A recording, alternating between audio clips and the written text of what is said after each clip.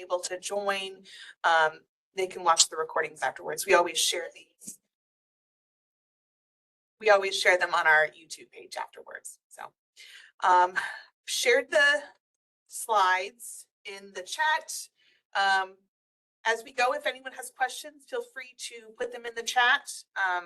Raise your hand, come off mute, whatever works for you. And so my name is Brianna Hughes. I use she, her pronouns. I'm one of the 2 STEM librarians here at UMBC. I work with the Biological Sciences Department, Physics, Mechanical Engineering, and the CSEE department. And I'll let my other STEM colleague introduce herself. Hi, everyone. My name is Samhara Johannes, and I am the other STEM reference and instruction librarian. I work with the following departments. I'll just leave it up on the screen, but my pronouns are she and her, and I'll be managing chat, so feel free to ask questions, etc., and I'll get back to you in chat. Thanks, Samhara. All right, so there's a few folks online.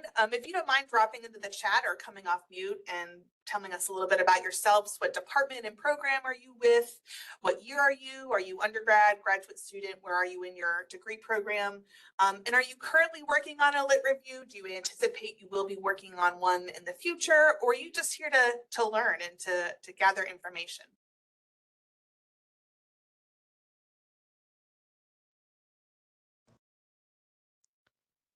I'm Cindy. I'm a PhD student in the Mechanical Engineering department. I'm on my 2nd year, and right now I'm not, but throughout the year I'm always working on literature reviews, so this is very useful.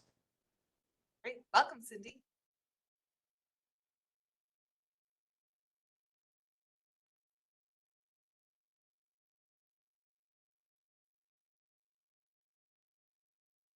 Anyone else want to introduce themselves? It's okay if not, that's fine. I'm Laura Scott. I'm I think I'm in my 5th year PhD for applied math, specifically math bio. I'm not currently working on a literature review, but a literature review is a part of will be a part of my dissertation, so it's something that I will need to do in the near future. Also, sorry, you can hear my dog like panting in the background. I don't hear it, so you're good, but I'm glad you're here. Yeah, this is definitely helpful for students who are either just at the beginning of their lit review process, know that they're going to need to do one eventually, or, are just curious about what it takes to write one. So welcome everyone. For those of you who weren't able to introduce yourself, feel free to put it in the chat or not, that's fine too. So here's kind of the plan for today. We'll start with an overview of what is even a literature review. And when we say literature review, what are we talking about? And then we'll start off by looking at the steps to writing one. We won't go through the entire lit review process. My colleague Simhar teaches the advanced version of this workshop. And Simhar, if you don't mind putting in the chat when that version, the advanced one is, I think it's next week. But this is a great part 1, especially for graduate students. I definitely encourage you to attend Simhar's advanced version.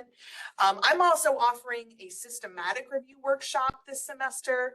I can't remember when that is, but again, it kind of takes this information and goes a step deeper, looking at specifically systematic reviews. So both of those are great options, especially for graduate students. But today we're going to lay the foundation for those. What is a literature review and what are the basic steps for writing one?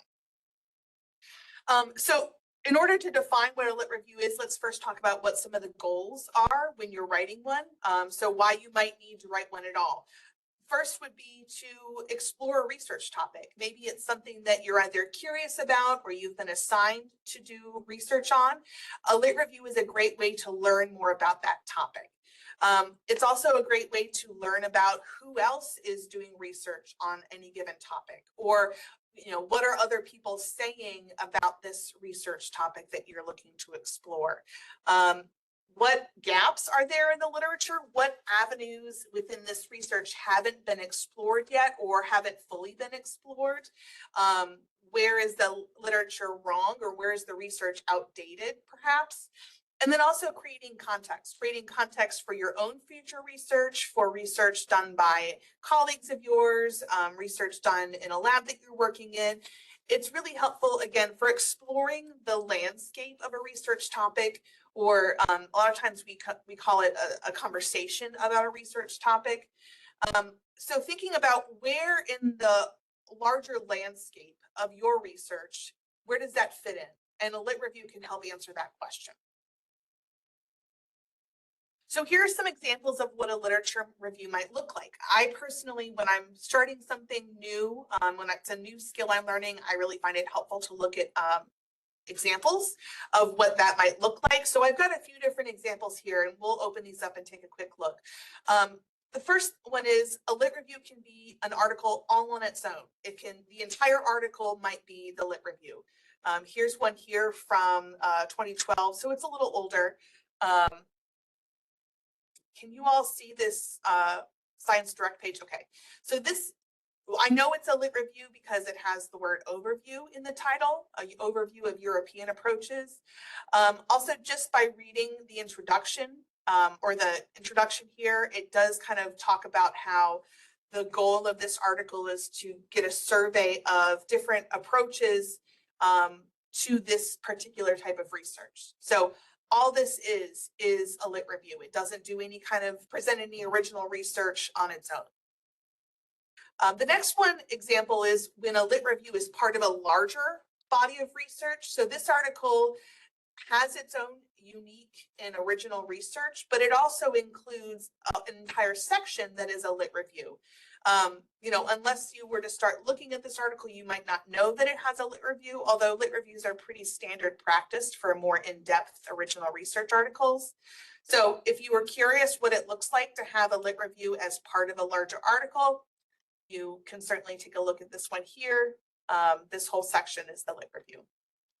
And then finally, sometimes folks write literature reviews as sort of a prequel or a precursor to an original research article. They might publish the lit review separately or on its own first, and then include an abbreviated version of the literature review in the forthcoming article. So here's an example of that. These authors published this literature review first. I am not a robot. Here we go. So this is the literature review portion of this article, and it was published. You notice the authors are the same, and the date for this one is 2020. Notice the authors are the same. The title has a lot of similarities. And this one came out 2021. So this came out after the original lit review. It will contain sometimes it will contain like a abbreviated version of the first lit review, but really its focus is more on the original research. So feel free to grab these slides, take a look at these examples on your own if it's something that you would find helpful. But yeah, just thought it might be good to take a look at examples of what a lit review looks like. So what are the three, kind of boiling it down, what are the three pieces of a lit review? You do an analysis of previous research. Oftentimes you'll do a discussion of what methodologies were used in all of that previous research. And you'll talk about, at the end, you'll usually conclude with where does your research, either ongoing research or forthcoming research, fit into that landscape of this topic. So all three of these are usually found in any lit review. The order doesn't always necessarily matter. I think oftentimes you'll see the conversation about where your research fits coming at the end as kind of part of the conclusion. But yeah, these are the three main parts of any kind of lit review. Within the world of STEM, there are kind of three main types of lit reviews. There may be other types out there. These are the three primary types you run across. For folks who are in the humanities and social sciences, there are other types of lit reviews that they do. And we also offer a workshop on those types. It was held yesterday, but their recording will be up on YouTube later today. So these are the three primary types of lit reviews in STEM fields: methodological, systematic, and theoretical. Methodological reviews, their primary focus is to explore the different methodologies used within a given research topic. So looking at all of the research done on a topic, but really focusing in on what methodologies did the researchers use to talk about their research. Okay, comparing, there's often analysis involved. What are the merits of different types of methodologies? Where do some of them fall short? That sort of thing. Systematic is another type of lit review. I think it's one of the most popular of the three. And this is oftentimes also the most intensive type of lit review. And it compares many, sometimes all of the research found on a topic out there. It is useful for, again, getting a survey of what's been written or researched on any given topic, identifying the gaps in the literature, summarizing all of the research done on a topic. And as you can imagine, that oftentimes includes hundreds, if not thousands of different articles. So when I say intensive, I mean it's an intensive type of lit review. Theoretical, similar to methodological, it focuses on a very specific part of a type of research done. So it's looking at what are the theories that have been developed with any given research topic. A lot of times there's a discussion part, an analytical part. It can be really helpful if you're still trying to decide within your research what theory you want to use when conducting your research. So, you know, again, a great precursor to doing your own research would be to do a theoretical lit review. You may find papers out there that use a combination of these. You know, you may have a systematic review that includes a discussion of the methodologies. You may have a lit review that is both methodological and theoretical. It really just depends on what the goal of the lit review is. You know, what are the authors, what are the researchers trying to achieve? Any questions so far? Anyone have any questions about lit reviews, what they are at their most basic? I have one.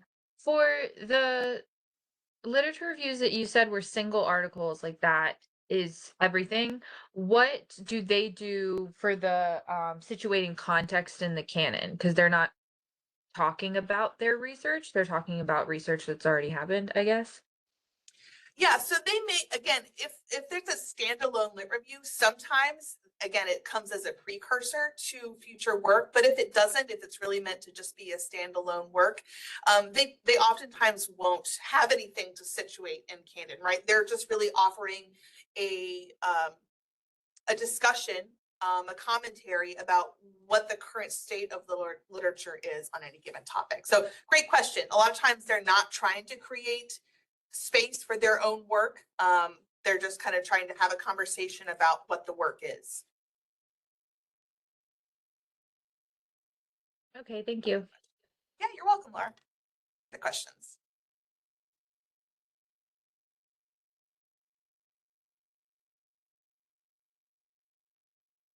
Okay. So these are kind of the boiled down steps to writing a lit review. There's, you know, if you were to Google, how do I write a lit review? You're going to find a myriad of lists that have different steps and broken down into different sub-steps, perhaps. This is how I like to think about it. 10 steps, it's a nice round number. These 3 sections for the 10 steps are divided into. First, you'll want to plan your search. That's really a key part. They are big projects. Writing a lit review can be a very big and sometimes overwhelming project. So it's always good to have a plan before you just dive on into searching for articles. So there's 6 steps kind of as I see it in that planning phase. Then there's the actual lit review phase where you're looking for literature, you're kind of pulling things together and then organizing it and then kind of distilling what you found down into what will eventually become your lit review article. So that's the organizing and the coding portion of the process. And then finally, you'll analyze what you found. You'll analyze the code that you've come up with. You'll analyze your findings and then summarize and write your report or write your actual literature review. Okay, so it's these 3 main categories that are the steps of the writing a lit review. And we're going to focus on the first group today, planning your searches. So thinking about a research plan, this could be a very informal process, something that you just kind of think about on your own. If you're working in a research group, it might be nice to document these types of things, and whether that's in just a Google Doc or a table. Some people put together a research plan table or spreadsheet. It can look a lot of different things, whatever you find to be most helpful. But some of the questions you might ask yourself and answer as part of your research plan is, what is the purpose of my lit review? Am I doing it as, again, just to familiarize myself with a topic I don't know a lot about? Is it the beginning of a larger research project or article? Is it something that I'm submitting somewhere to a conference or a journal? Who's your audience? Is it your advisor? So as part of your dissertation, is it a conference proposal panel?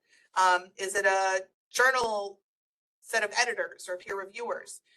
What's my final product? Are you looking to, have something informally done where you're just really kind of trying to educate yourself, or are you trying to create a final product that you can submit somewhere? Are you looking to do a standalone article lit review, or is it part of a larger research article? Where is this going, and what is your final project? And what's your deadline? Are you trying to graduate in May and you're trying to get this done as part of, one of the chapters of your dissertation? Is there a deadline for a proposal submission? Or again, if you're just doing this to educate yourself and you don't have a timeline or a deadline, that's also good to note. So answering some of these questions and more is good. There might also be more kind of concrete questions you might ask yourself as to, where am I going to store any data or code that I come up with out of my lit review? How am I going to save any PDFs that I download of articles? Do I have a naming convention for my downloaded files? Am I going to use a citation management system like Zotero or EndNote? That obviously is something that you need to think about. There's a lot of kind of more theoretical questions about a lit review that you need to consider, but also more practical ones as well. So once you kind of have a plan and you're ready to perhaps start searching for literature, you need to come up with research topics and search terms to do the searching with. So when you're trying to develop a topic, think about, what question are you trying to answer with your research? Sometimes it's helpful to gather background information, do a preliminary search of the literature just to see how much is out there, how big a task are you undertaking? Is this a fairly new topic that there hasn't been a lot published on? Or is this something that people have been studying for years and years, and you need to kind of be working your way backwards in time? And sometimes you may be needing to revise a research question as you're conducting your search. If you have a research question and you're doing research and the research is kind of leading you in a different direction from that research, leave yourself open to that possibility. Okay. Thinking of search terms. Hopefully we all kind of know what to do with search terms once you've found them, or you're familiar with using the library's OneSearch or Google Scholar or a database search. We all know now that key terms and search terms are really what you need to be using, not entire sentences, because all of these different literature resources, they take searches very literally. They will search for every word you put in there. So coming up with a list of keywords, synonyms, related terms, related phrases is really a great place to start. Creating a search string table. Search strings are kind of the different combinations of words that you use. And I'll open this up example here. When I'm doing a lit review search, I like to create a table like the one here, where you have your search terms kind of broken down into different columns. And below you can come up with, what are different synonyms for this word, or what are different antonyms or related words or phrases. I'll put into the chat a link to this article so folks can come back to it. But here you'll see a couple different examples of search string tables or search word keyword tables. It's just a really helpful way to document any searching that you're doing. 4 months down the road, when you're still searching, you want to be able to remember the searches that you've done previously, so you don't rerun those and duplicate your work and effort. Okay. When you're doing lit reviews, it's really important to document everything. Every time you run a search, every place you run a search, you need to make sure you're writing that down again, so you're not duplicating your efforts later on or in the future. A lot of times search tables will include things like the name of the database that you were searching in, the exact string of search words that you used, including any Boolean terms, so and, or not, and we'll talk about that in a moment. Any modified search terms that you're using, if you're using a special search vocabulary or subject headings like mesh terms, other specialized vocabulary, what date you ran that search, so the date that you're doing the searching, and then how many results you got. The reason for documenting the number of search results is so that if you happen to run that search, that same search in the future, and you notice that the number of results is different, either maybe it's more or less, you need to account for those missing or new articles. Are there articles that have been retracted and that you need to mention in your lit review? Or are there new articles that you need to read and pull into your gathered sources? So all of these are different things that it's good to keep track of. Again, however that works for you, whether it's a Word document, screenshots of your search results, a table, a spreadsheet, whatever works for you, create a system for that early on and stick with it. So here's some more information about search strings. Some examples on the bottom left of the screen. This is what a search string might look like. You notice how the different words appear within parentheses or quotation marks. These are all instructions that you're giving the search engine within the database. Maybe you're familiar with Boolean operators. It's a fancy library research term, but and, or, are not are those Boolean operators. And here's some kind of a helpful Venn diagram as to how these work. Again, they are providing the search engine instructions on how to relate your different search terms to each other. This is the kind of thing that you want to document in your search table.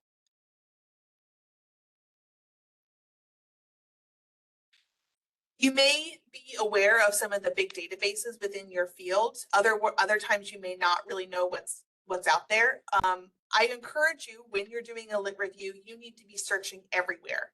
Not just in Google Scholar, not just in Archive, not just in the library's database, not just Web of Science, okay? You need to be searching everywhere. There is going to be some overlap. You know, when you do a search in Google Scholar, you will see some of the same things that you've already seen in the library's databases, but you may see other new things, okay? So make sure you're running your searches exactly the same in multiple places. I've included here some links in this top left box. This is the full list of all of the databases we have access to. Right now we've got over 450 databases. If you want to search within the databases, you can filter by subject. So let's say I'm interested in just the biology databases. Here are all those ones that we've tagged with biology. You can also search database type. So are you looking for articles? Are you looking for case studies? Different types of media or news sources. You can filter by that, or you can search by keyword. So you could also do keyword search for, here are the 16 databases that include chemistry things. Okay, so this is a great place to go if you're not familiar with the databases we already have access to. Google Scholar, I'm sure many of you are already familiar with Google Scholar. One thing I'll say about Google Scholar, I imagine most of you have run into the issue where you find an article that you want to read, but you can't get access to the full text. Either it's saying you need to log in with your institution and then that login doesn't work, or it's saying you need to pay $75 in order to get access to this article for 6 months. When you see either of those things happening, what you need to do is copy the title of the article, go back to the library's website, paste it into the search bar, and find it through there. When you see those warnings or errors in Google Scholar, that just means that you aren't able to get beyond whatever paywall that is set up on the publisher's website. The library's website will allow you to get beyond using your subscription. Sometimes you will happen where you search for a title in the library's website and you still can't get access to it because we don't have a subscription for that specific journal or database. When that happens, we will still get it for you. You can use interlibrary loan. Semhar's really helpfully put the link to ILL in the chat there. Interlibrary loan is the service that allows us to reach out to libraries all over the world and get access to anything you're looking for. It could be the smallest journal or the oldest conference proceedings out there, and we will be able to track it down. It's a pretty easy thing to do. Yeah, and it's also very fast. I usually tell students a couple hours at the minimum, a couple of days at the maximum, if it's something that exists digitally somewhere. So if it's an article that exists online or a book chapter that's been scanned, things that are older, more obscure, sometimes they need to be mailed in hard copy, and that can sometimes take a little bit longer depending on where it's coming from. So when you're doing a search in the library's OneSearch, I recommend that you be signed into the library's website. That's just your UMBC username and password. If you come across something and it says no online access or full text not available, there's an option on the items page on our catalog where you can create an ILLiad. ILLiad is the name brand for our ILL service. Create an ILLiad request. Click on that link. If you're signed in, it'll pre-populate the request form for you. You'll just hit submit request. It'll go to our ILL librarians and they'll track it down for you. When the request has been filled, you'll get an email that says your item is ready for downloading. It includes instructions on how to download it.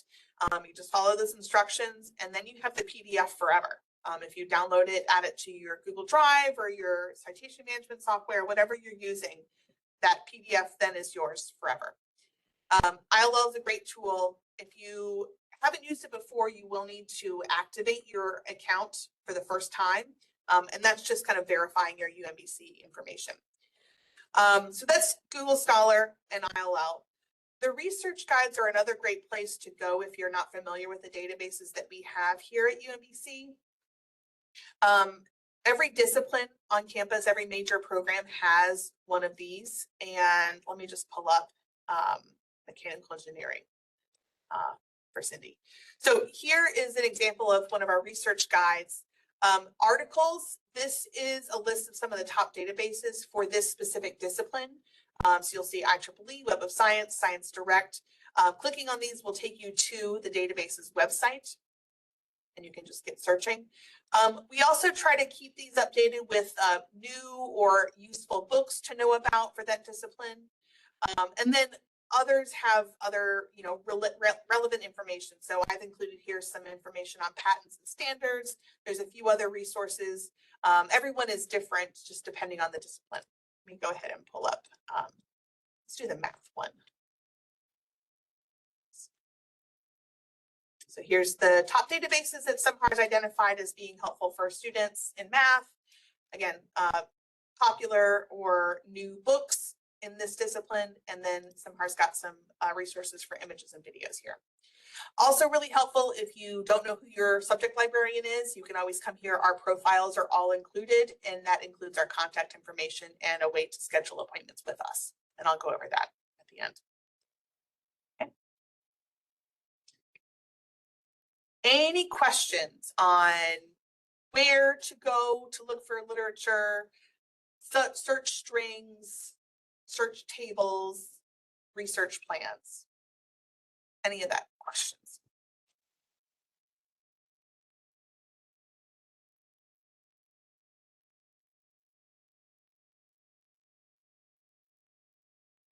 My question, I don't know if it's a question, is more how to organize everything that you mentioned. Like, should I give I don't know, a sentence about what I understood or a topic? Do you mean when you're Activity. searching? Yeah, like I search, right? Let's say I created like a Excel sheet. Then I put the name of the article. Then Yeah. how would I remember, or how can I do to remember what exactly I read there, what I concluded from that? Yeah, sure. So a lot of people will include a column or where you are adding maybe some keywords about what the article was about, or a one sentence summary, or some of your impressions about the article. You may include like what methodology was used in that article or what theory, whatever information is relevant to your lit review. So, you know, if you're doing a methodological review, it would be really helpful to note down what methodology is used in each article. So you don't have to go back and reread them when it's time to be compiling the different methodologies. You may want to include, you know, your impressions, like, does this article have any holes in it, any gaps in the research? You know, whatever information you think might be helpful when it comes time to write your lit review or begin your coding or any future part of the lit review process, it's good to make note of that. And again, be consistent. If you're making note of it for one article, definitely make sure you're making note of it for all of your articles. This is honestly sometimes where I find it really helpful to ask generative AI, ask ChatGPT or Gemini, I'm writing a lit review. I'm already going to be documenting this, and this about my articles in my research table. What are some other things I might want to think about, right? You know, again, not letting it do all the thinking for you, but if you're like, maybe I'm forgetting something, what else could I possibly document? Certainly ask ChatGPT or Gemini. Okay, thank you very much. Yeah, you're welcome. For those of you who want to learn more about research plans or staying organized while you're doing research, we do have a workshop towards the end of the semester called Managing and Organizing Your Research. That's a really good one to attend. Semhar is co-facilitating another workshop that's like advanced research methods. So if you want to learn more about the actual like research using the databases portion of this, I would recommend you attend that workshop. If you are curious about more about our research, our workshops, if you go to our MyUMBC page, yep, thanks, Semhar. Our MyUMBC page, and then under events, it has all of our workshops listed. If you're a graduate student and you want to know specifically the workshops that we've kind of designed for grad students, if you go to the posts, one of the top, here we go, Spring 2026 Library Workshops for Grad Students.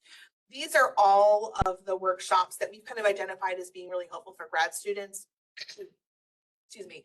Here's that systematic review workshop, the one I mentioned, managing and organizing your research, and then advanced research strategies. Those are the three that I think would be really helpful if you're doing lit reviews. Okay. Again, if you can't attend those live, go ahead and register for them on the MyUMBC page. Everyone who's registered will get a copy of the recording and the slides afterwards. So you don't have to remember to reach out and ask. Other questions before we move on?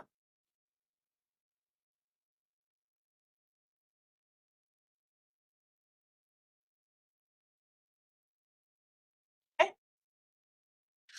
So a lot of times questions we get from students about lit reviews is, I'm doing all this searching, but how do I know when I'm done searching? Like, when do I stop doing the research and when do I start with the coding and the analysis of what I've found? And really, there's a couple answers to that. The first one is, when you start to notice you're seeing the same things over and over again and you haven't seen anything new in a couple of searches, that's a pretty good indication that you've reached the end of what's out there. You may have a deadline and you may come up to that deadline and you're like, maybe there's more out there, but I just don't have time. I need to get this proposal in. I need to submit this chapter of my dissertation. That is another, unfortunately, that is sometimes the reality of it. And you kind of have to stop when you have to stop. There are some things that you can do, some things that you can set up so that even when you have to stop searching and move on to the next stage of the lit review, you can still passively get search results. A lot of databases have the ability of creating alerts or notifications, maybe for a specific search string or a list of search results. You can set it up so that you get an email or a notification when something new comes to the database and matches your search string or your search results. So that's really helpful. Each database is kind of different in terms of how you set that up. I can show you an example in our database, or ALK OneSearch, how you do that. If you ever have questions and want to learn about how to do it for Web of Science or ACM or IEEE, you can certainly reach out and Semhar and I would be happy to help you set those up. You can also set up journal alerts. So anytime a specific journal that you have found really helpful or relevant publishes new issues or new articles, you can get alerts, emails when new articles or issues become available. If there is a article that you have found seminal or really helpful in your research and you want to know when someone else publishes an article that cites that first one, you can create alerts for that. So any future citations that mention your original article, the seed article, you can set up alerts to get information about those. Some people use RSS feeds, although I think that's becoming less popular, but it's still an option. If you use an RSS reader, you can set up, a lot of these offer RSS feed alerts. Google Scholar has a pretty helpful way of setting up alerts similar to AOK OneSearch, and I've included a link with instructions on how to do that with Google Scholar. And then this is also just a few other ideas. If you're interested in, I call it passive research, where you're not actively doing the research, it's coming to you when there's new things available. Let me show you how to do it in OneSearch. So if you are on the library's website, library.umbc.edu, and you've got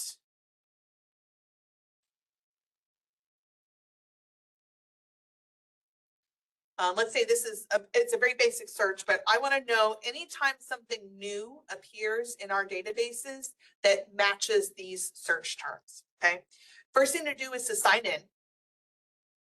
Actually, it's a little bit smaller. Here we go. Make sure you're signed in because you can't set up alerts until you're signed in. When you see this thumbtack that says Save Query, click on that. And now you see up here, this search query was saved to your favorites. You can turn on a notification for this query. Where do you want to receive an email notification when something new matches the results? It can be any email address and just hit Save Query. You can also check on it if you are in OneSearch and you want to just say, hey, let me check and see if there's anything new. Clicking on the thumbtack up here next to your name will take you to your favorites or your saved items. Here are my saved queries or saved searches. So here you see here, it gives you kind of the details of that search. So it says, I was searching everything. Or here's another example. I was looking for just articles. These are the filters that I had set. And this is the date of when I set this, save this query. Okay, and then you can just click on this and it'll open up the new or the current search results that match that search query. Okay, you may have seen you can also save items, save records. And so these are all things that I've saved over the time. You can create folders. You can label things. You can add tags. So let's say 2026 Lit Review. If I wanted to add a tag to this, and then in the future, if you ever wanted to come back and see what's everything I've tagged with this, you just click on this over here and it'll give you a list. Okay. Another nice thing to know about in OneSearch is oftentimes, let me go back to my search results here. We talk about citation chaining or citation chasing, citation pathways. These are all things that mean something similar. Whenever you see these little red arrows, it's gonna, if you click on that, it'll take you to a list of either the citations that are mentioned in that original article or things that cite that original article, okay? I won't go too much into this technique of searching now because it does come up in other workshops, including SEMHAR's Advanced Research Methods workshop, but I just wanted to point that out since I was already here. Okay. So that's how you create alerts, notifications for searching in AOK OneSearch. So we've covered these first 6 steps. We've talked about kind of how to figure out what you're going to research, your research statement, your research question. We've talked about how to brainstorm search terms, creating search tables or search strings. We've talked about how to create and document those search strings. We did talk about research plans and kind of coming up with a strategy for your research. We talked about maybe filters, search parameters, databases, and then how to do some searching. The rest of this, the framework, coding, how to collect information from your coding, analyzing your findings and writing your lit review, those are all within the scope of SEMHAR's advanced version of this workshop. So if you want to learn more, a little commercial for Semhar's workshop, please make sure you register and attend that, or at least get the recording. All right, so when you're thinking about, you know, how am I going to organize my lit review, kind of as this is sometimes helpful to think about while you're doing your searching, so maybe you can keep your notes organized and that sort of thing. There are three main ways folks organize lit reviews. Chronologically, so maybe you're going to discuss your findings in order of publication, starting with perhaps the newest stuff and working your way backwards, or starting with like the seminal article, the first publishings on a topic, and working your way forward. A lot of times, the most common way I think is thematic. So organizing things by topic or issue, and then methodological. So maybe you're going to organize and talk about all the articles that use one methodology. Theoretical would be another way of organizing your research in your lit review. As we kind of come to the end of the workshop here, a couple things that I wanted to mention that are just kind of odds and ends. Citation managers. If you're not familiar with what those are, Zotero and EndNote are the two that we support here. That just means that they're the ones that we know the most about. There are lots of other options out there. PaperPile is another citation manager that I think is becoming more popular. But Zotero and EndNote are the ones that we know the best here. If you ever want help with the citation manager, we offer workshops and we can also answer questions about them. But a citation manager is essentially just a way, a platform for organizing and keeping track of all of your citations. What's great about them is a lot of them have browser plugins, or they connect to things like Microsoft Word or Google Docs. So when you're writing your lit review or dissertation, it's really easy to insert a citation from your citation manager. It's also easy when you're searching and you're looking at articles. It's really easy sometimes to add a citation to your citation manager if you have the browser plugin. So that's just a really great way of keeping track of citations, keeping all of your information organized for all the resources that you've gathered, and just staying on top of all of that. Because it can, again, when you're collecting hundreds of articles, it can be too overwhelming to maintain a bibliography or a works cited page. I've included links here to the tutorials and workshops we have for Zotero and EndNote. On the right-hand side, I've included some different AI tools that I know students use. Some of them we have familiarity with here at the library, others we don't know so much about. I just know that students use them. PaperPile, I mentioned, is a kind of grassroots, it's a web-based, browser-based citation manager. They don't have a desktop version, but a lot of folks use it, and I've heard really good things about it. Elicit, Consensus, those are two semantics-based AI tools where you don't really use them to search by keyword. It's more searching by idea. So if you are interested in a particular theory or research topic, you can use Elicit and Consensus to kind of dive deeper and see related papers. They may not be related in terms of keywords and search terms, but more in idea. Research Rabbit, Lit Maps, and Open Knowledge Maps are three tools that kind of create webs of resources. So if you're curious about how different articles and publications relate to each other, either by keyword, search term, by author, by topic, Research Rabbit and Lit Maps can kind of create these really cool maps that are interactive, where you can click on different titles and it'll expand the map, or sometimes you can click on it to take you to the article, to full text. Those are really similar in what they do. Some of them just have kind of different things about them. So if you're curious about those, maybe check out all three. Connected Papers is also one of those. Overleaf is really popular with computer science and electrical engineering students, IS students as well. So yeah, if there's anyone that has other AI tools that they've used, and you want to share them in the chat, or other, citation managers that you've used and liked, other resources, this is a great opportunity to share with everyone else here what are some things that you've used in the past that you've found very helpful while folks add those in. I mentioned a couple times, if you ever wanted to chat with Semhar or I about a lit review that you're working on, or you need help finding articles, requesting things through interlibrary loan, you can always make an appointment with us. I know personally, a lot of appointments I have with students are about lit reviews. Graduate or PhD students who are working on lit reviews. It's a very popular reason to make an appointment with us.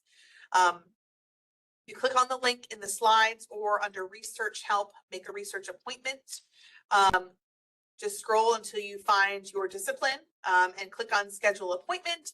It'll take you to this calendar page where you can select the day and the time that works for both of us and submit your request. I think Semhar works in the same way, but I typically will then reach out to the student once I get a request to ask any follow-up questions I have about your appointment. If you want to meet virtually, that's when we'll kind of set up the link for WebEx or Google Meet. I also do in-person appointments here on campus if that's what you would prefer. But yeah, we can talk about anything related to your research, whether it's, helping you come up with research questions, creating, search strings, finding research literature.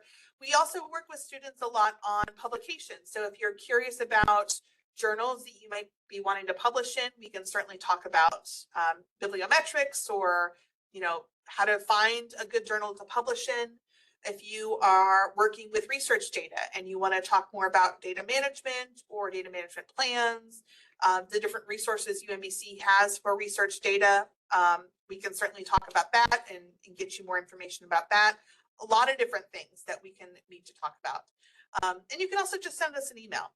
Say, hey, I'm looking for help about this. Should I make an appointment with you? Or sometimes we can just answer questions over email.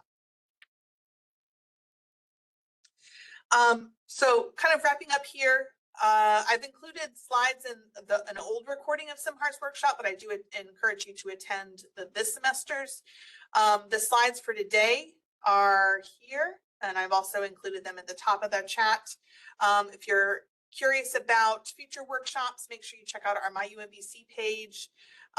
We also, if you don't know, offer a live chat service. If you have quick questions you want to ask a librarian, the link for that is here in the slides, and our hours for that are Monday through Friday, 9 to 5 or 6, and then selected Saturdays and Sundays were available. If you don't mind, we do have a feedback form. I'd be very grateful if you would be willing to fill out. I'll put the link in the chat. Feel free to send us some feedback on the workshop today. Any questions about anything?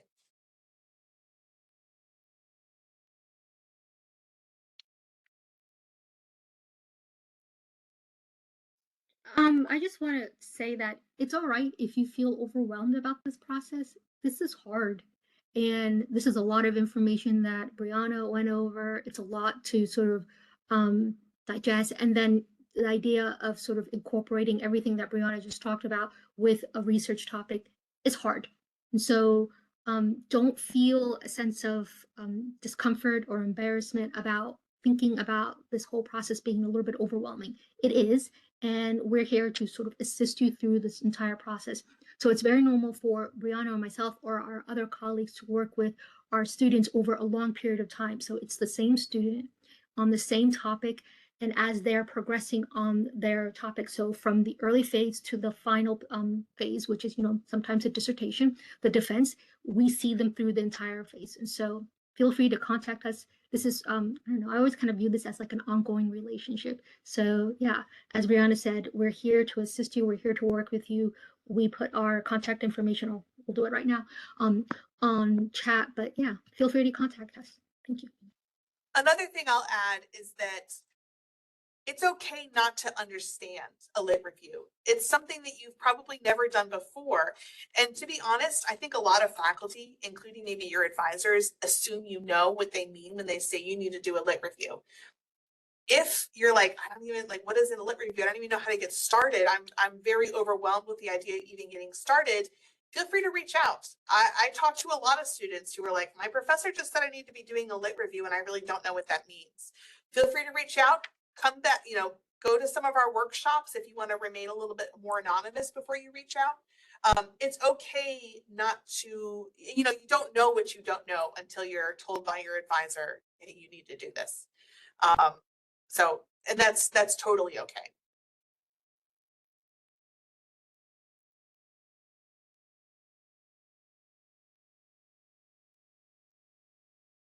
Any other questions before we log off?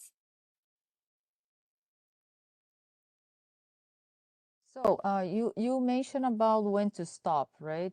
But my question is, besides that, how long should it be sometimes? Or, like 1 page is enough, or it's according to journals, according to departments? I'm not sure. Yeah, there's a lot of responses to that question. So some of that will depend on what your goal is. So if your goal is to do a full in-depth survey of everything that has ever been written about a specific research topic, that can sometimes include hundreds, if not thousands of articles. Lit reviews oftentimes are not something you meant to do on your own. A lot of times it's a team of researchers working on a lit review. Now, obviously for your dissertation, that may not be the case. You may be kind of on your own, and in which case, a good idea would be to ask your advisor. They may have certain expectations for how long your lit review chapter should be, or how in depth, how far back you should be digging for research. So unfortunately, there's no straightforward answer. It really kind of depends on what your goals are, what expectations are set by whoever's going to be, accepting your lit review, whether it's an advisor or a peer review board or whatever. And sometimes it really just kind of, you go until you run out of time, or until you're like, I can't possibly handle any more articles when I'm doing my coding. Okay, thank you. Yeah.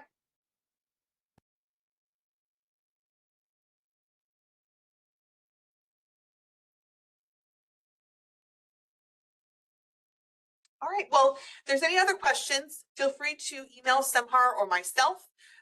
Hopefully we'll see some of you all at future workshops, but have a great rest of your day, and thanks for coming. Thank you.